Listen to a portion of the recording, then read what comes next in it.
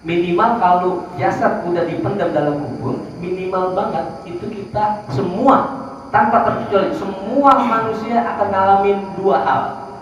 Yang pertama, himpitan kubur, digencet di alam kubur. Kata Rasulullah, innalil qabri doghtotan, sesungguhnya kubur itu dia punya himpitan, digencet. Lau naja ahadun minha lanaja Sa'ad ibnu Mu'az. Kalau seandainya ada manusia yang selamat, seandainya ada manusia yang selamat, maka pasti Sa'ad ibnu Mu'az itu selamat. Siapa itu Sa'ad ibnu Mu'az? Sa'ad ibnu Mu'az adalah salah satu sahabat Nabi yang ketika beliau ini meninggal dunia, itu arsy-Nya Allah bergetar. Tahu arsy, Pak? Tahu arsy? Arsy-Nya Allah. Arsy-Nya Allah berapa luasnya arsy? Kalau langit itu ada berapa lapis?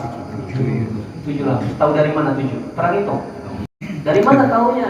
Dari Al-Quran. Dari Allah. Allahul ladzi khalaqa sab'a samawati. Allah lah yang menciptakan langit itu 7 lapis. Wa minal ardi mislahunna, dan ternyata bumi juga ada 7 lapis sama seperti langit. Nah, itu langit 7 lapis, bumi 7 lapis. Nah, langit bumi 7 lapis itu seperti apa nih namanya? Saya pakai apa nih? Cincin. Langit 7 lapis, bumi 7 lapis. Nah, itu diibaratkan seperti cincin yang dilempar di tengah gurun padang pasir.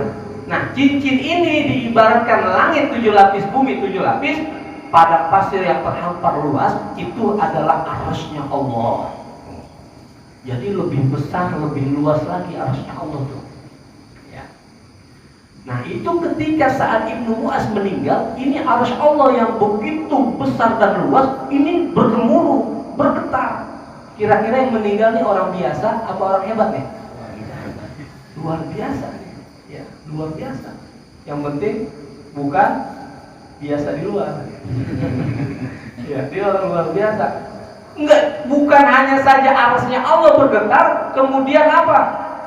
7 lapis pintu langit ini dibuka. Tuh, dibuka. Malaikat itu tersusun rapi menyambut ruhnya saat Ibnu Mu'az. Saking istimewanya ini orang. Tapi walaupun begitu, tetap saat Ibnu Mu'az itu terdapat himpitan di alam kuburnya. Cuman kata Nabi, saat Ibnu Mu'az saat meninggal dunia dimasukkan ke alam kubur, dia dihimpit di alam kubur, habis itu dilepas. Summa furiji anha, dilepas.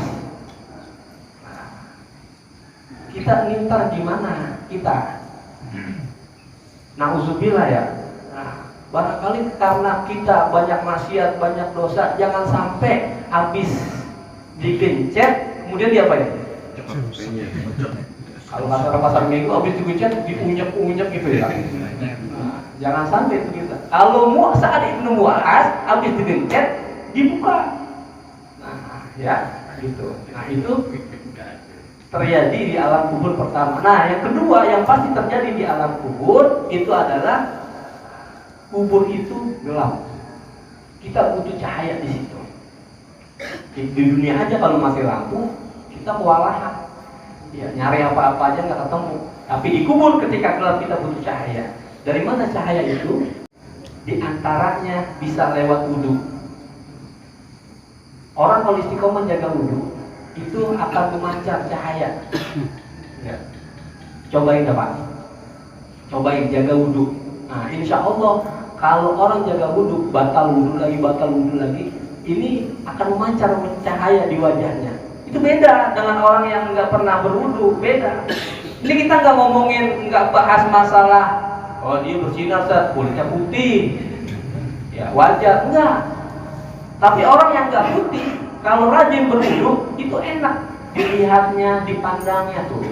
Kalau jaga wudhu.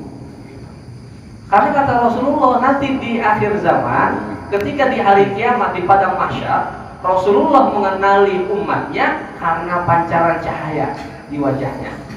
Inna ummati ya'tuna yaumal qiyamati ghurran muhajjalina min atharil wudu. Sesungguhnya umatku nanti akan datang datang di hari kiamat di padang mahsyar itu dalam keadaan wajahnya bercahaya, sehingga Rasulullah kenal, ini umatku, ini umatku, ini umatku. Nah, semoga nih yang hadir kajian subuh di Masjid Jami Al Farah nanti di padang mahsyar mukanya semua bercahaya. Amin ya rabbal